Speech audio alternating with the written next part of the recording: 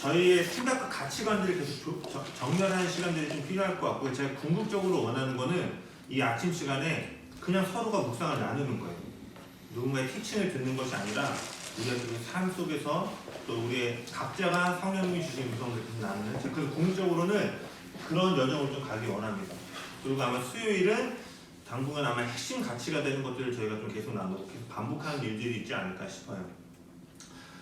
그리고 좀 저도 계속 준비하면서 제 마음은 뭐냐면, 제가 뭔가를 가르쳐주고 싶다라는 마음이 아니라, 지난 첫 번째 모임 때도 그렇지만 정직한 좀 이렇게 뭐 물론 말은 저 혼자지만 제가 던지는 것들을 가지고 여러분이 10년 가운데 정직하게 대화했으면 좋겠다. 뭐 또 하나의 티칭과 가르침이 아니라 저는 좀 그런 마음이에요. 모르는 걸 알려준다가 아니라 이거에 대해서 정직하게 우리가 좀 질문해보고 우리의 인생 가운데 적용해보기 원한다라는 마음이 있습니다. 그래서 어떤 통찰력이나 인사이트로 보지 마시고 오늘부터 나눈 이야기들에 대해서 여러분의 현재 삶에 계속 정직하게 질문해 보셨으면 좋겠어요. 제가 오늘 좀 나누고 싶은 내용은 소원을 따라가는 삶과 소망에 이끌리는 삶에 대해서 좀 나누고 싶습니다. 주님께서 좀 기도할 때 이것에 대한 마음의 감동을 주셨습니다. 나는 소원을 따라가는가, 소망에 이끌려가고 있는가. 여러분의 지금 인생이 소원을 따라가는가, 소망에 이끌려가는가에 대해서 우리가 좀 살펴보기를 원해요. 디모데후서 4장 6절에서 8절입니다. 디모데후서 4장 6절에서 8절.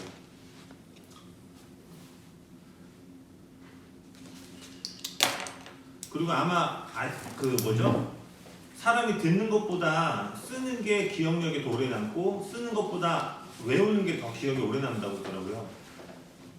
그래서 권면하는 거는 노트 필기를 제일 권면하고요. 근데 이제 요즘은 이제 시대가 너무 바뀌었으니까 또 메모하실 분들은 꼭 그렇게 좀 메모해 주셔서, 정말 제가 바라는 거는, 제가 여기 찍는 것도 뭐냐면 뭐 티칭 말고 정말 좀 곱씹어서 우리의 것들을 좀 이렇게 살펴보죠.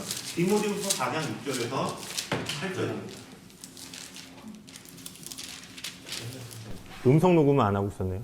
앞에 거는 저걸로 좀 하고 뒤로. 디모데후서 4장 6절에서 8절입니다. 제가 같이 한번 읽어보겠습니다. 시작. 전제와 같이 내가 벌써 부어지고 나의 떠날 시각이 가까웠도다.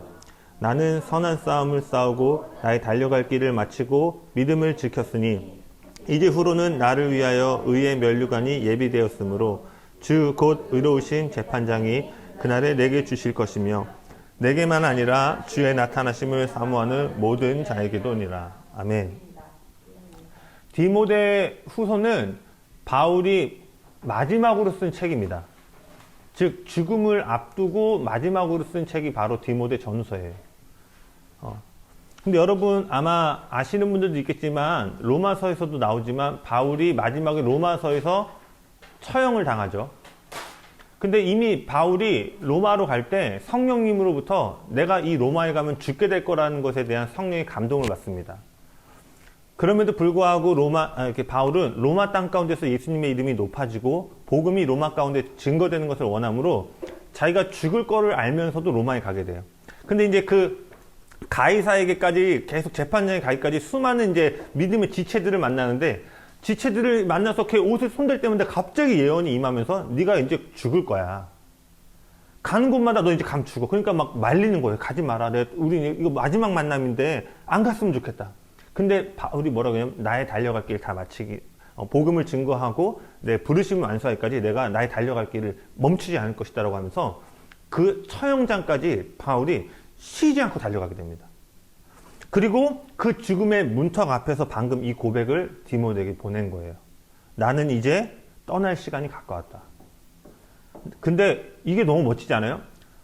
그 인생의 마무리를 자기가 이렇게 얘기하는 거예요. 나는 선한 싸움을 싸우고 나의 달려갈 길을 마쳤다.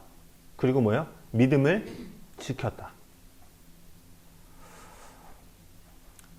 어떻게 보면 비극적인 결말이잖아요.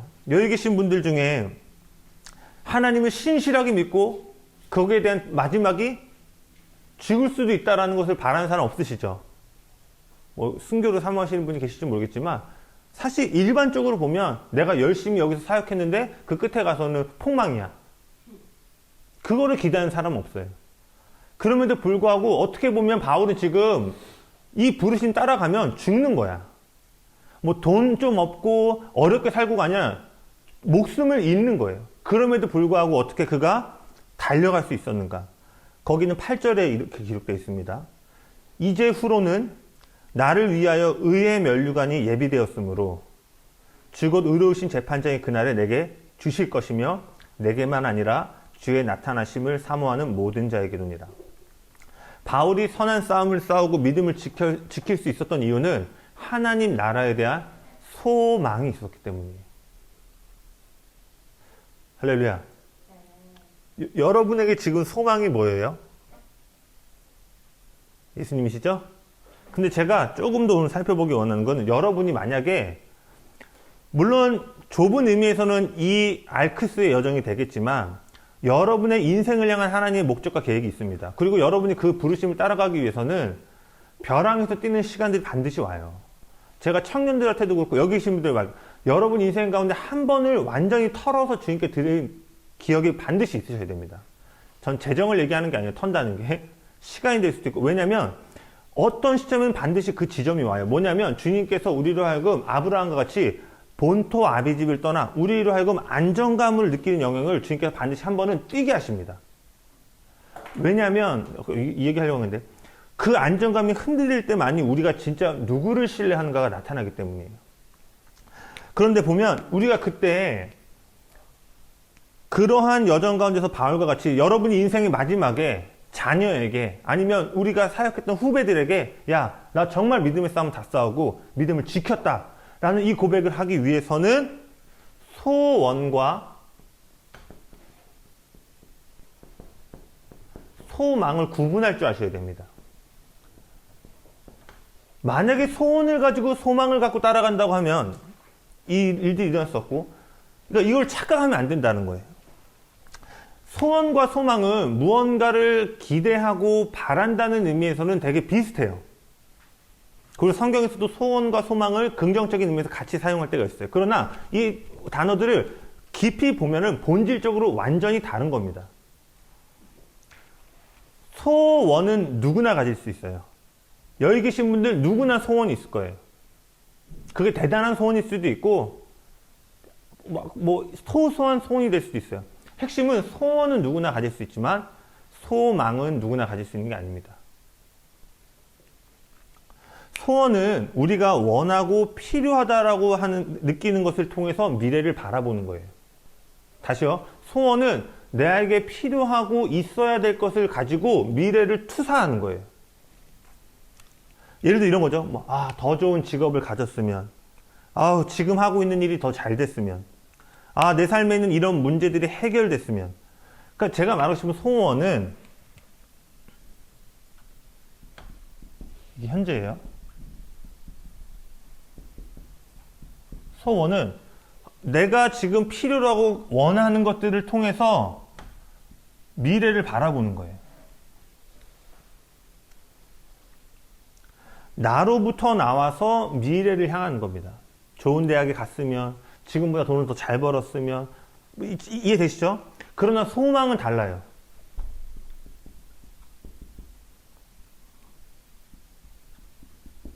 현재예요. 소망은 하나님으로부터, 미래로부터 우리를 향해 오는 겁니다. 네. 이해되시겠어요? 소원은 내가 바라는 것을 향해서 미래를 계속 투사하는 거야. 그러나 소망은 그분의 미래로부터 하나님으로부터 미래가 나에게 오고 있는 거예요. 소원은 나로부터 나오지만 소망은 하나님으로부터 나옵니다. 소원은 결국 내가 행하는 것을 향하게 돼 있어요.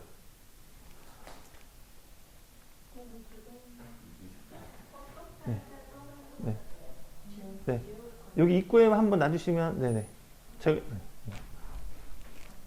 다시요.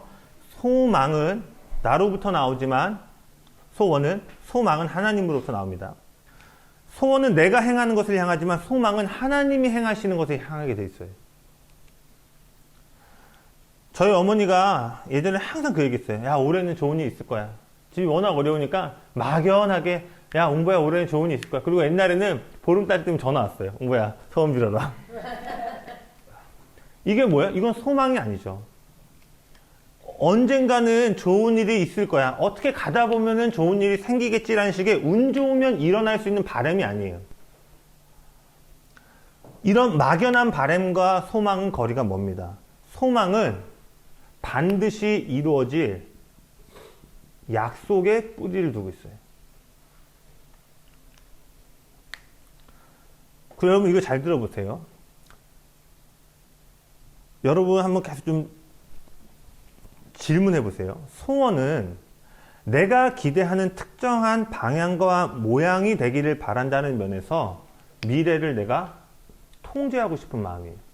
소원이 좋아 보이지만 실제로는 뭐냐면 이 미래는 이렇게 살고 내가 5년 뒤, 뭐 예를 들어 우리는 5년 뒤까지 계획 못하지만 이렇게 이쯤 됐으면 이렇게 됐으면 좋겠다라는 마음이 점점 강해지면 뭐냐면 통제하는 거예요. 미래가 이렇게 돼야 돼.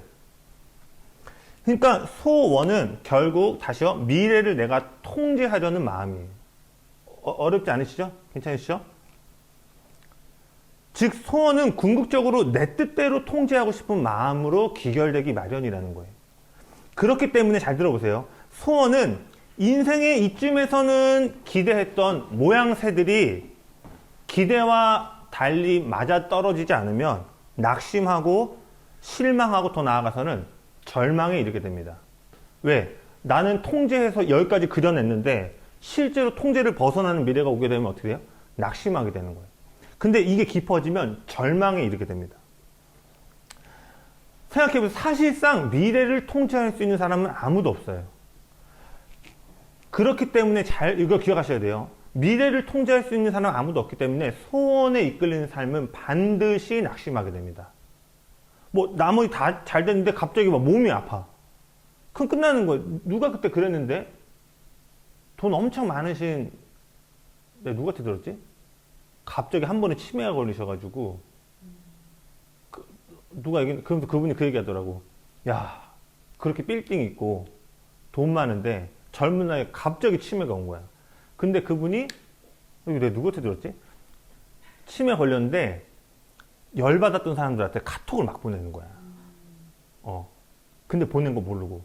그러니까 치매인데 그 사람들 보면서 질투하고 있던 거 있잖아. 그분이 자식 농사를 좀 잘 못 졌대. 그래서 자기 그분의 동생분이 되게 가난해. 근데 자식 농사를 잘 졌어. 근데 여기는 돈이 엄청 많은데 아들이 뭐 아무것도 못해서 그냥 매장에다 그냥 건물에다 하나 해줬는데 변변치 않아. 근데 평소에 말은 안 했는데 너무 싫었던 거야. 그러니까 그걸 막 쏘아붙이고. 그러면서 그분이 그 얘기 하더라고. 그렇게 강남인가 그런 게 빌딩이고 돈인데도 건강 한번 잃으니까 아무 소용이 없구나. 그러니까 소원을 갖게 되면 반드시 그것은 우리에게 희망을 주는 것이 아니라 낙심과 두려움을 가져오게 된다는 거예요. 여러분 잘 들어보세요. 이번은 아닐 수 있지만 다음번에 반드시 두려움으로 옵니다. 출애굽 백성들을 보세요. 그들은 소망이 아니라 바램을 따라갔던 사람들이에요. 그렇기에 출애굽 백성의 특징이 뭐예요? 가다가 그들이 기대했던 상황에서 조금만 벗어나면 불평하고 원망하고 후회하죠. 물었으면 두 번째 물었으니까 돌로 막 못에 쳐 죽이려고 그러잖아요. 고기 못 먹는다고 애굽으로 돌아간다고 그러고, 가나안 땅을 눈앞에 두고 이럴 줄 알았으면 애굽에서 안 나왔다. 다시 돌아간다고 얘기하고. 왜냐하면 그들은 하나님을 온전히 따르는 것이 아니라 사실은 자기의 바램을 투영해서 따라갔던 거예요. 그 최근에 들었던 금송아지, 우리를 위하여 우리를 인도할 신을 만들어라 라고 얘기했잖아요.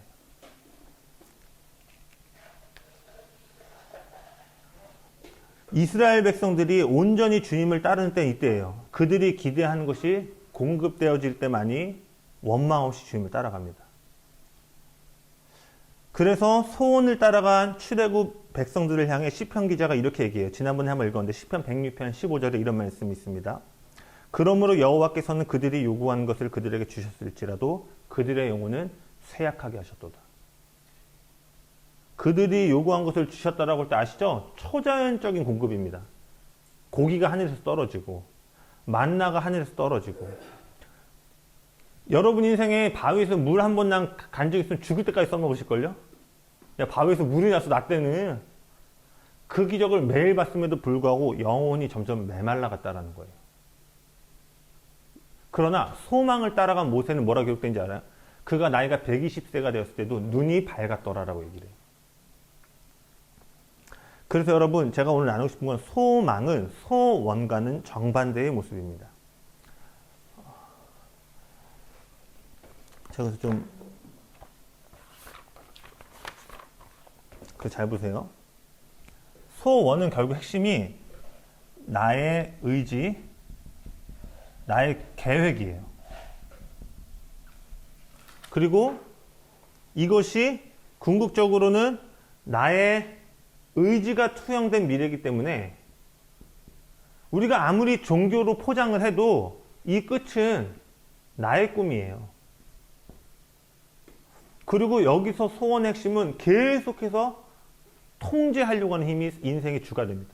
그러나 소망은 하나님으로부터 오고 약속으로부터 오기 때문에 소망의 핵심은 신뢰가 되는 거예요. 그래서 여러분 이걸 잘 기억해 보세요.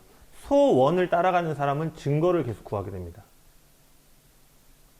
왜냐? 이 증거를 통해서 계속 안정감을 느껴야 되니까. 그러나 소망은 아까 바울이 말한 것처럼 이번에 가면 너 이런 표현에서 너 뒤지는 거야.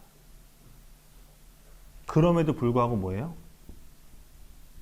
신뢰를 구하고 이해를 구하며 가게 돼 있어요. 그래서 바울이 에베소서에 지혜와 계시의 영을 구하죠. 에베소 교회가 유일하게 책망받지 않은 교회예요. 엄청난 대부흥이 있었던 도시고 바울이 들어가서 여신을 무너뜨려서 도시 전체에 부흥이 왔던 그 에베소를 향해서도 뭐라고 얘기하냐면 지혜와 계시의 영을 통해서 너희가 더 알기를 원한다. 크도다 깊도다 높도다 하나님의 그 사랑의 지식의 충만함에 이르는.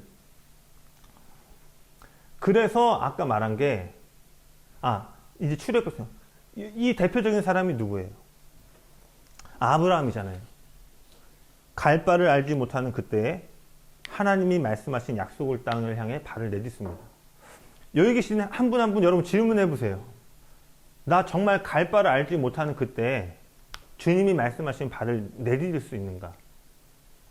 너무 상투적으로 얘기할 수 있잖아요. 내디딜 수 있어요. 그거 말고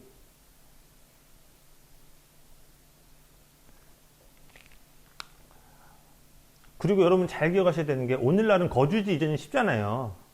전통적인 사회는 거주지 이전을 사회적인 지위와 모든 것을 내가 포기하는 의미인 거예요. 그러니까 아버지가 우물을 팔면 우물 중심으로 사는 거야.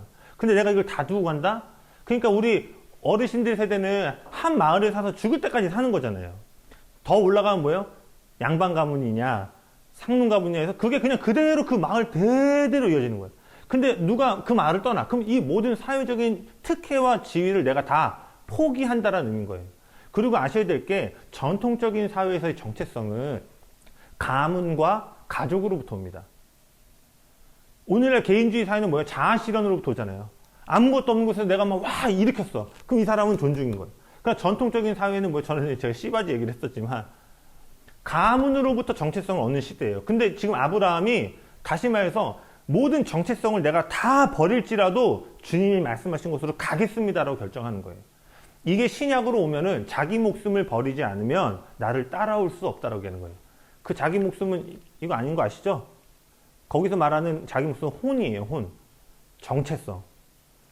이런 대학에 가면 이 정도 수입을 벌면 세상 우리에게 정체성을 부여하잖아요. 이 정도 차를 타면 이 정도 평소에 살면 물론 우리가 하나님의 꿈을 이뤄가는 과정에 더 좋은 집이나 더 좋은 차를 가질 수도 있어요. 그게 나쁜 건 아니에요. 그러나 우리가 그것으로부터 정체성을 얻으려고 하는 시대 가운데 있는데 그거를 다 포기하고 제가 진양이랑도 언제 그런 얘기 했어요. 민욱이나 보경이는 오래 있었으니까 다 알겠지만 화정 지하 터미널에 있을 때 기도 유집할 때 그땐 11시부터 2시가 다 풀밴드였는데 맨날 1시부터 2시는 이스라엘 위해 중보했어요. 지금은 그분이 안 계시지만 희영이 형과 그럼 12시, 2시 딱 끝나고 햇빛 쥐하니까 우유 하나 딱 먹으면서 나오면서 제가 많이 얘기했던 것 같아요. 둘이 얘기하는 거야. 야, 밖에서 우리 병신이야. 형 친척, 야, 우리 친척 이번에 LG 됐어. 형, 우리 친척 저기 외삼촌 병원 차리셨고 그 아들이 지금 의사 둘 다 의사야. 그리고 외삼촌이 이번에 편입하셨는데 서울대 저기 수의학과 들어가셨. 야 밖에서 우리 병신이라고. 가장 일을 많이 하고 돈을 벌어야 될 때 지하실에 처박혀서 1시부터 이스라엘 위해 기도하는 거야.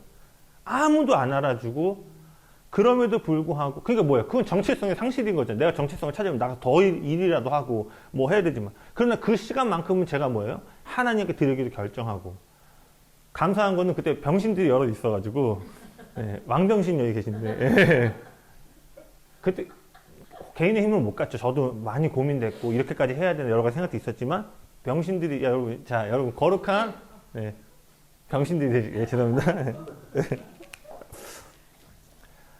여러분 그래서 아브라함 이야기도 좀 그냥 의뢰 아는 얘기로 넘기지 마시고 여러분 한번 이 시간 말고 집에 가서 이렇게 질문해 보세요.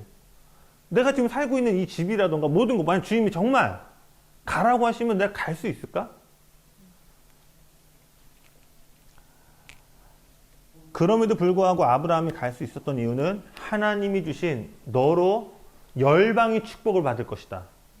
약속이 있었다라는 거예요. 하나님이 주신 약속으로 인해서 아브라함은 소망의 발을 내딛었습니다. 여러분 기억하세요. 약속이 소망을 창조합니다. 그리고 약속은 소망을 창조하고 약속은 뭐예요? 그분의 말씀이죠. 약속이 소망을 창조하고 이거 잘 들으셔야 돼요. 소망이 두려움을 몰아냅니다. 소망이 두려움을 몰아내고 주님으로부터는 용기를 증가시켜요.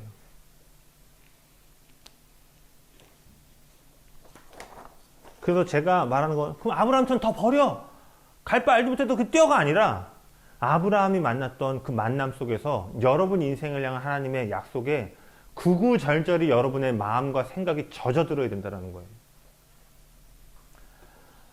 제가 이렇게 적어봤어요. 당신은 갈 바를 알지 못하는 그때에도 발을 내디딜 수 있는가?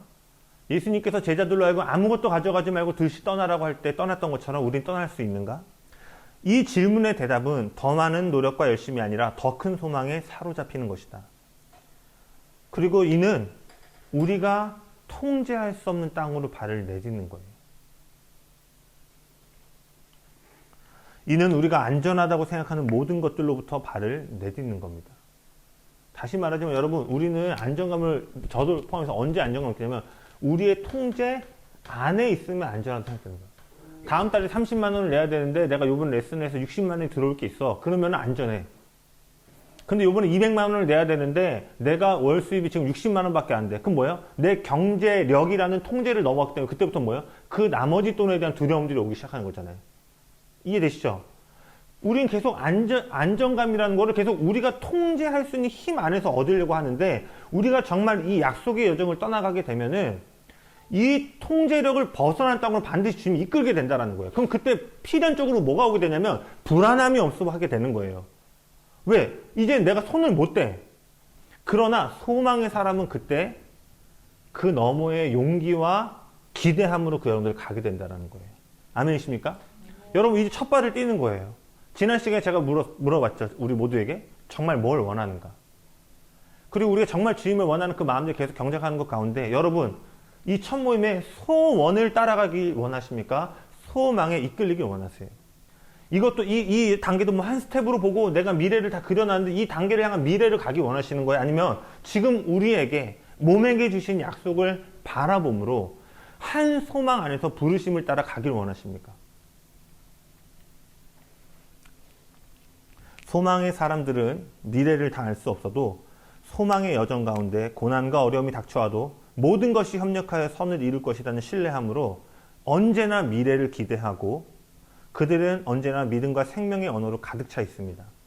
그래서 바울과 같이 자신의 죽음 앞에서도 용기와 기쁨으로 가득 차 있게 되는 거예요. 제가 이제는 덕후처럼 말하는 윌리엄 보덴처럼 내가 원하는 사역 모양의 근처에도 못 갔음에도 불구하고 뭐라고 쓸 수 있는 거예요? 내 인생에 후회함이 없으리라. 아멘. 저는 그런 여정 우리가 갔으면 좋겠어요. 뭐 더 많이 콘텐츠 만들고 뭐 그거는 내가 볼 때 세컨이에요. 우리가 정말 열심히 했는데 전혀 기대함이 없어도 우리 안에 후회하지 않는다. 전생 때문에 내가 당신 때문에 이게 아니라 내가 니 믿고 임마 그게 아니라 보니까 저도 막 오래 걸어왔잖아요. 소원 따라오면 그 모양 나오는 거예요. 이쯤 가면 사역 이 정도 될 줄 알았는데, 이쯤 가면 우리 이만큼 유명해질 줄 알았는데, 이쯤 가면 그래도 재정은 이렇게 될 줄 알았는데 안 되니까 우리는 이제 소망을 따라가기를 원합니다. 결론입니다. 다시 말하지만 약속이 소망을 창조합니다. 그래서 여러분, 이게 여러분 삶에 사랑하는 책이 안 되잖아요. 필연적으로 여러분 소원을 따라갈 수밖에 없어요. 인간은 뭔가에 사로잡혀야 되는데 약속만이 미래로부터 우리를 향해 오게 되는데 이게 없어버리면, 그래서 제가 진짜 누구 정죄하려고 하는 게 아니에요. 우리가 신앙생활 뭐 20년, 30년을 했는데 성경을, 이것도 기회예요, 물론. 분량을 정해놓고 그 거룩한 밴드로 묶어가지고 가는 거 너무 기회. 근데 우리 다음 단계로 가야 되는 거예요. 읽지 마 해도 너무 읽고 싶어서 눈 뜨면 성경 보고 잠자면 성경 보고. 할렐루야. 그래서 성경 읽기는 단순히 교회 생활하면 의무감으로 하루에 3장 읽어야 돼. 안 읽으면 정죄만 받고 차원이 아니에요. 이 말씀만이 여러분의 소원이 아닌 소망의 여정으로, 그리고 두려움을 몰아내는 사랑의 여정으로 인도할 수 있는 책인 거예요. 아멘. 민우가 불렀던 우리 어머님이 사랑하셨던. 그래서 여러분 이제 뭘 구해야 되냐면, 물론 제가 가르치고 하겠지만 여러분 정말 제가 청회 때 이 기도 진짜 많이 했어요. 시편 119편 130절 주의 말씀을 열면 빛이 비추어 우둔한 자를 깨닫게 하시나이다. 내가 뭐 어떤 개념도 모를 때 자기 전에 항상 성령 피고 그 말씀을 기도하는 거예요. 갈라디아서 1장 10절 이는 사람에게서 배움받은 것도 아니요 들음받은 것도 아니요 오직 예수 그리스도의 계시로 말미암음이니라. 야고보서 1장 5절 너희 중에 누구든지 지혜가 부족하거든 꾸짖지 아니하시고 후히 주신 하나님께 구하라 그리하면 그가 주시리라. 다윗의 장막도 몰라. 신부 영성도 몰라. 그럼 뭐야? 밤에 성령 피고 하나님 내가 우둔한 자입니다. 그러나 약속이 있습니다. 보게 하여 주십시오. 내가 목사님한테 듣고 배운 것도 있지만 예수님의 계시를 알게 도와주십시오. 지금 지혜가 부족합니다. 근데 구하면 주신다 하셨습니다. 그럼 그 약속들 한 절 한 절 붙잡고 그냥 기도하는 거예요. 그러다 보니까 정말 어느 날 밤에 말씀과 말씀들이 연결되어지고, 여러분 제가 지금 저 전도사님이니까 할 수 있겠지만 저는 아시겠지만 사역자 하려고 오지 않았어요. 하지만 제 마음의 열정은 뭐였냐면 하나님 말씀 더 알고 싶다. 때로는 정말 율법 종교인처럼 읽었어. 그냥 하루 10장씩 주구장창. 그렇지만 그런 훈련의 시간을 통해서 제 마음이 소망에 사로잡히고, 그래서 제 인생에, 저 인생에도 막 힘든 시기들 있잖아요. 그럼 그때마다 저는 저희 가정 한 구절을 붙잡고 주구장창 때려봤습니다. 그래서 아마 결혼 얘기 많이 했으면 더 이상 안 할게요. 이제 내가 그게 이제 이해되더라. 목사님, 저 또 줘야 하는 거 했는데. 근데 제가 그런 얘기 한 적 있어요. 어느 시점에 제가 감사한 거는 제가 예화가 멈췄잖아요. 힘들어서 뭘 할 예화가 없어. 네. 아, 무슨 얘기야? 내가 뭐 너무 힘들어서 그러니까 전달됐나요? 네. 그러니까 쉽게 지나고 나서 보니까 이제는 내가 막 물론 돈이 지금 없을 수 있지만 이제 내가 그 옛날에 어려웠던 것을 통해서 내가 뭔가 돌파할 얘기가 없다는, 다시 말해서 모든 삶이 정말 이전보다 나아졌다라는 거예요. 그리고 이전보다 나아졌을 뿐만 아니라 제 마음이 달라졌다라는 거예요. 그 제가 언젠가 이것도 진짜 거의 사골급이어서 얘기하겠죠. 그런데 아니 그러니까 혹시나 지금 뭐 전사님 저렇게 좀 뭔가 잘 사는 것 같고 뭐 주민야 사무덕이 잘 사는 것 같고 여러분 청년 때 돈 주스러 다녔어요. 성교 가고 싶어서. 네, 갑자기 세금 낼 돈이 없고 성교는 가고 싶은데 진짜 막 차 밑에 보러 다녔다고요. 방 있는 사람이 있으면 내가 막 힘든 거 아니 생각하고 누구한테 얘기했죠? 30살 될 때까지 책꽂이 조그만 거 갖는 게 제 안의 꿈이었어요. 뭐 사고에서 나오죠. 네. 맞습니다. 네. 그래서 저희 집 오신 분들 알겠지만 책장이 아주 비슷한 거를 이게 결핍으로부터 오는 문화라고. 그러니까 뭐냐면 지금 제가 전사님 뭐 부족함 없어 보이고 주민의 사모가 다 벌어다주는 거 그게 아니라 여러분 여러분에게 오픈하지 않은 정말 또 저희 가정사가 많이 있어요. 네, 뭐 경찰 이런 거 있고요. 네, 더 여기까지 편집해 주세요. 네. 그럼에도 불구하고 제가 여기까지 올 수 있었던 것 중 하나는 제가 청년 때 쉬지 않고 5년을 하루에 10장씩 읽었어요. 그리고 밤에 잘 때마다 그 말씀 피워 기도. 하나님 제가 우둔합니다. 집에 들어가면 안 변하는 거야. 여전히 원룸에 살고 세금은 밀리고 어머니 우울증 걸려서 내 사역에 대해서 욕하고 비난하고 그때 이제 호주 사역하기 전날 성경책 다 찢어놓고 그때 망처럼 이게 예배 오면 돌파된다고 하는데 내 삶은 전혀 안 변하는 그때 원룸이니까 어디 갈 데도 없어.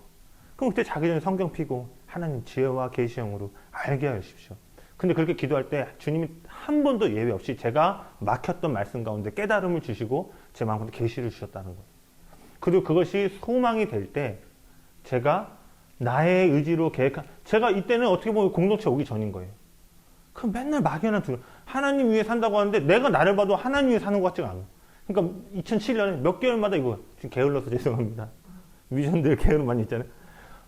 나도 그런 거야. 막 밤늦게까지 뭐하고 아침에 해 뜰 때 일어나고 그게 뭐 규모 있게 살면 뭐 좋은데 나도 막 엉망진창인 거야. 내가 진짜 어릴 때부터 교회에서 다녔고 어릴 때부터 교회에서 음악을 시작했기 때문에 앵무새처럼 너 왜 음악해? 하나님 영광을 위해서요. 하나님 높여드리려고. 근데 정말 정직하게 내 삶을 돌아볼 때 아닌 거예요. 내가 봐도. 그러나 내가 2008년에 정말 예수님을 성령님을 인격적으로 만나고 성령 세례를 경험하면서 그때부터 뭘 경험했냐면 이제 이 방향이 아니라 주님이 주신 약속의 미래로부터 오는 소망으로 제가 요즘 가게 됐다는 거예요. 그래서 저는 아까 잠깐 물었지만 돈을 짓으러 다녀도 너무 기뻤어요. 내가 학원 2개씩 나오고 개인 레슨 해도 난 항상 뭐라고 얘기했냐. 난 풀타임이다. 난 풀타임이다. 하나님 나라의 풀타임이다. 약속의 말씀 없이는 소망의 삶으로 나아갈 수 없음을 기억하십시오. 약속의 말씀이 없으면 소망이 아닌 소원을 따라가는 인생이 되기 마련임을 기억하셔야 됩니다. 우리의 인생에 마주하는 문제들에 있어서 약속의 말씀이 없다면 여기 잘 들어보세요. 여러분 삶의 재정의 문제, 관계의 문제, 미래에 대한 문제 있으시죠? 그 문제를 마주할 때 그 문제에 대한 약속의 말씀이 없으면 이를 직면한 힘을 갖고 있지 못하기 때문에 여기가 중요해요. 하나님이 여러분을 바라보시는 가능성, 그 기대에 한참 못 미치는 삶을 살게 돼요. 여러분이 마주하는 현실의 어려움들, 때로는 큰 산처럼 보이는 그 산 앞에서 그 산을 향한 약속의 말씀을 갖고 있지 않으면 여러분이 그 현실을 직면할 힘이 없게 되는 거예요. 그래서 하나님은 여러분을 향해 큰 기대와 꿈을 갖고 계신데 직면할 힘이 없기 때문에 기대에 한참 못 미치는 삶에 머물게 된다는 거예요. 더 안타까운 것은 가능성에 한참 못 미치는 삶을 너무나 오랫동안 살아서 그 상태에 만족해서 더 이상 아무것도 하지 않게 되는 경우들이 있다는 거예요. 이 경우에도 아무것도 하지 않는 소원에 만족하는 상태인 거예요. 이거 전달 잘 됐나요? 아무것도 안 하는 것도 소원이 될 수 있는 거예요. 그래서 제가 많이 얘기했잖아요. 여러분 꿈꾸시라고. 제가 볼 때 이 어려운 때야말로 여러분 꿈꾸실 때입니다. 제가 민우기 위해서 기도하는 게 있어요. 네, 제가 여러분 난 민우이 항상 이렇게 하는 저 아들을 통해서 저 아들 예배를 통해서 수많은 사람들이 하나님 임재를 경험하게 될 것입니다. 하나님 나라를 보게 될 것입니다. 제가 여러분 한 분 한 분은 그렇게 기도하고 있어요. 지금 여러분 삶에 없는 거를 내가 말하기를 멈추고 하나님 진양이를 통해서 하나님 천국의 오케스트라가 풀어질 겁니다. 하나님 저 아들이 단단하게 일 때 하늘에 단 음식이 떨어질 겁니다. 이거 뒤에 게 장난이고 뭐 하는 거야? 한 명 한 명을 향해 제가 요즘 뭐냐? 우리미를 향해서 내가 보는 거 말고 하나님이 꿈꾸시는 모습. 정경환 선생님도, 보경이도, 유진이도, 지훈이도 계속 그 악기 연습하듯이 보미도 네, 없어서 그랬던 거야? 뭐예요? 나는 이제 더 이상 하나님이 생각하지 않는 것을 생각하고 싶지 않아요. 하나님의 꿈꾸시는 대로 나를 보기 원하고 그 꿈들을 꾸고 달려가기를 원합니다. 근데 그게 하기 위해서는 여러분 소원을 물리쳐야 소망이 자리를 잡게 됩니다. 끝입니다. 소망은 믿음이 자라는 토양입니다. 오늘의 소망이 내일의 믿음의 승리가 자라는 토양이 됩니다. 그래서 여러분 우리는 소원이 아니라 소망에 이끌리는 삶을 갈망해야 합니다. 바로 우리의 궁극적인 소망이 되시는 예수님을 갈망하는 거예요. 것만 쳐주시겠어요?